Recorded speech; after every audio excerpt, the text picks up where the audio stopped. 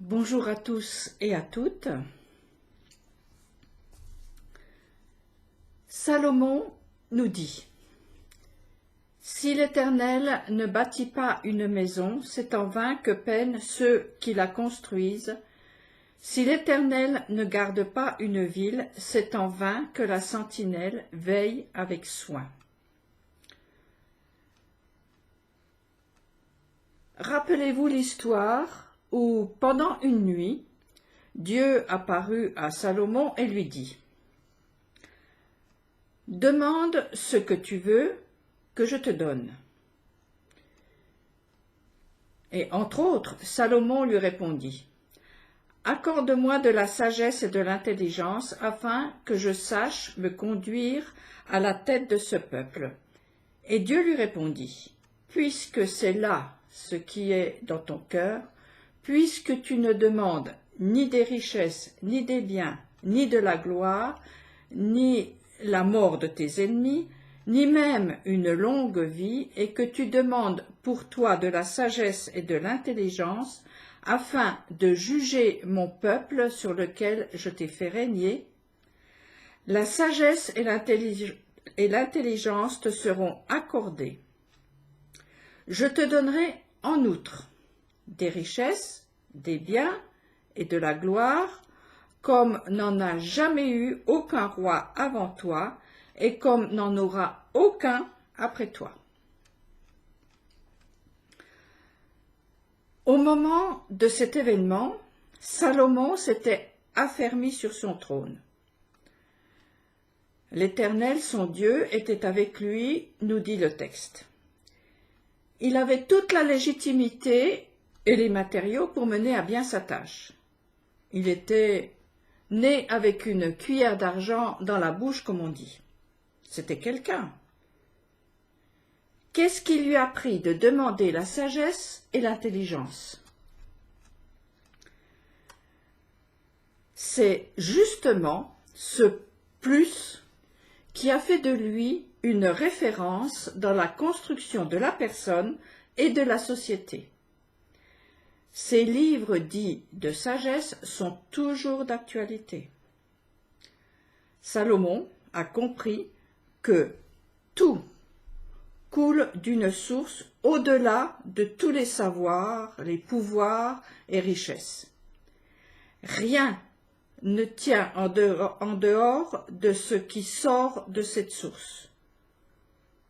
Tout ce qui se fait sans elle est voué à la destruction. Ce n'est qu'une question de temps. Nous le voyons tous les jours. Et pourtant, peu s'en rendent compte et l'acceptent. C'est qu'il faut s'effacer devant la grandeur de cette source. C'est l'arbre de vie que Adam et Ève ont négligé au profit d'un savoir, aux fruits beaux et bons immédiats.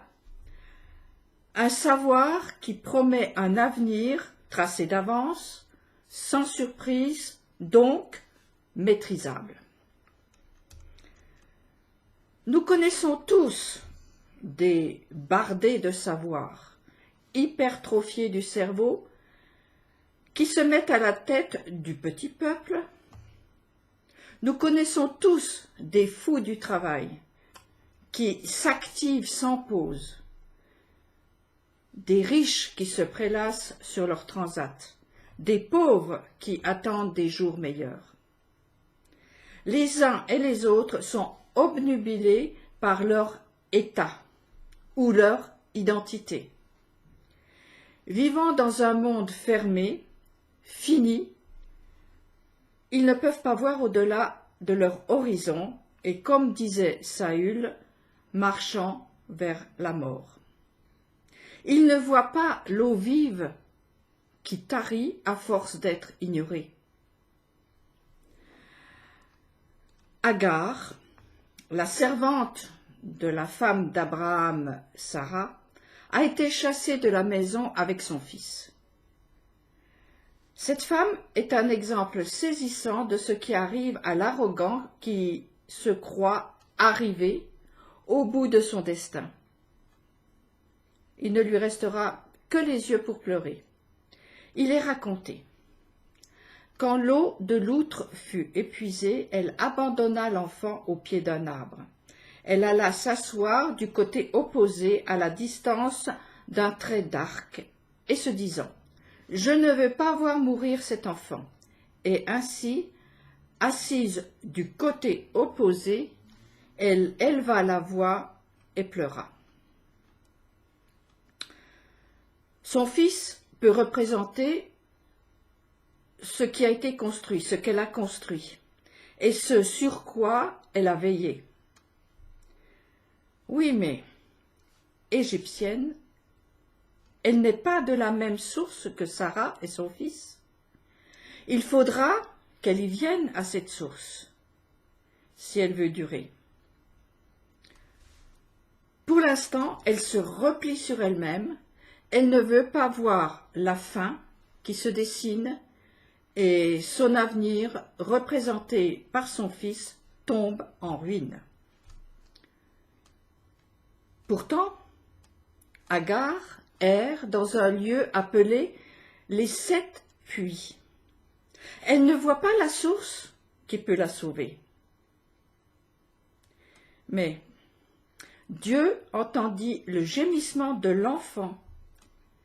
Un envoyé du Seigneur la trouva près d'une source d'eau dans le désert, près de la source sur le chemin de Chour.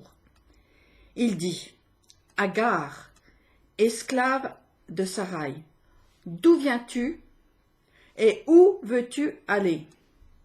Elle répondit, « Je fuis de devant Sarai, ma maîtresse. » L'envoyé du Seigneur lui dit, « Retourne chez ta maîtresse et humilie-toi sous sa main. » Agar s'est retournée. On peut dire qu'elle s'est repentie, elle a changé de comportement, et alors elle a vu l'eau. Alors elle est retournée auprès de sa maîtresse. Voici la sagesse qui appelle, la raison qui élève la voix. Agar a entendu. Contrainte et forcée, elle est revenue.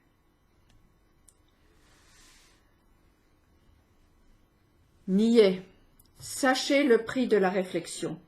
Sots, sachez le prix de l'intelligence. Vous qui croyez que c'est votre savoir, votre richesse, votre destin, votre tout ce que vous voulez, sachez que le prix de la réflexion, est-il dit, dans le livre des Proverbes de Salomon est la solution.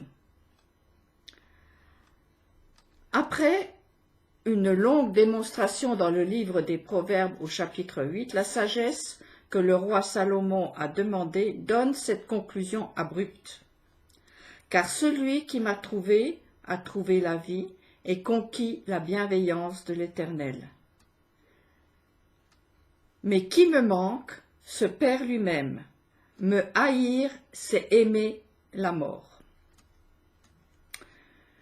Cela me fait penser à ce qui a été dit au jardin d'Éden. L'Éternel, Dieu, donna un ordre à l'homme en disant « Tous les arbres du jardin, tu peux t'en nourrir, mais l'arbre de la science, du bien et du mal, tu n'en mangeras point, car du jour où tu en mangeras, tu dois mourir. » Vous voyez, le commencement, Bereshit, n'arrête pas de commencer. C'est ça aussi, revenir à la source. En toute chose, demander et se confier en la sagesse divine. La sagesse et le discernement te sont accordés a été la promesse de Dieu à Salomon. Et je te donnerai par surcroît des richesses, des trésors et de la gloire, tels que n'en ont pas eu les rois qui t'ont précédé et qui n'en aura personne après toi. Comme Salomon, commençons toujours par le commencement. Cherchons la source de toute chose avec crainte. Car comme nous le dit la sagesse, l'Éternel n'avait encore fait ni la terre, ni les campagnes, ni le premier atome de la poussière du monde. Lorsqu'il déposa les cieux, j'étais là. Lorsqu'il traça un cercle à la surface de l'abîme, lorsqu'il fixa les nuages en haut, et que les sources de l'abîme jaillirent avec force. La sagesse dit, j'étais là. Alors, même pour construire le monde, le Créateur a été secondé par la sagesse. Alors nous, minuscules moucherons, nous aurions la prétention de nous en passer et de ne compter que sur nos capacités? Où est la sagesse accordée à Salomon? Ce serait si bien de pouvoir nous en emparer.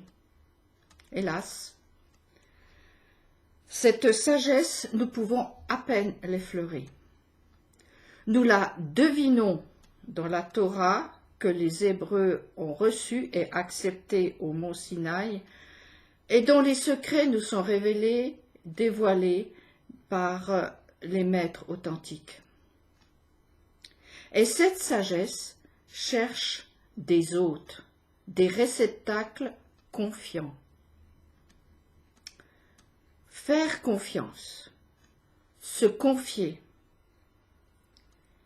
c'est là que le bât blesse, car depuis des millénaires, tout nous pousse à ne pas faire confiance. Même à la vie contre laquelle on se barde, on se prémunit de toutes les surprises. On l'a jugée sans aucune forme de procès. On l'a jugée dure, faite de souffrance, de larmes, de violence.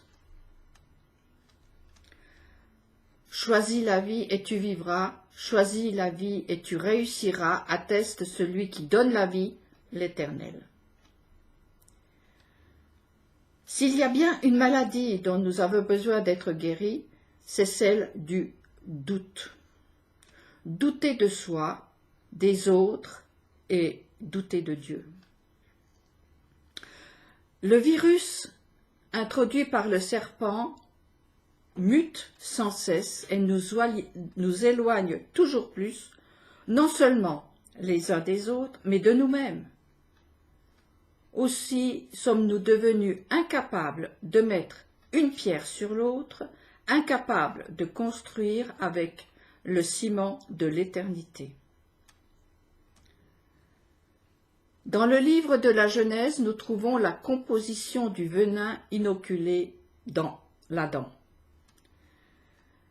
Le serpent était le plus rusé de tous les animaux des champs que l'Éternel Dieu avait fait. Il dit à la femme, « Dieu a-t-il réellement dit, vous ne mangerez pas de tous les arbres du jardin ?» Dit autrement, « Tu es sûr ?» Ne fais confiance à personne, fais tes propres expériences et tu verras que ça marche aussi. Voire mieux, c'est ça. Et effectivement, leurs yeux s'ouvrirent. Mais ils ont vu quoi?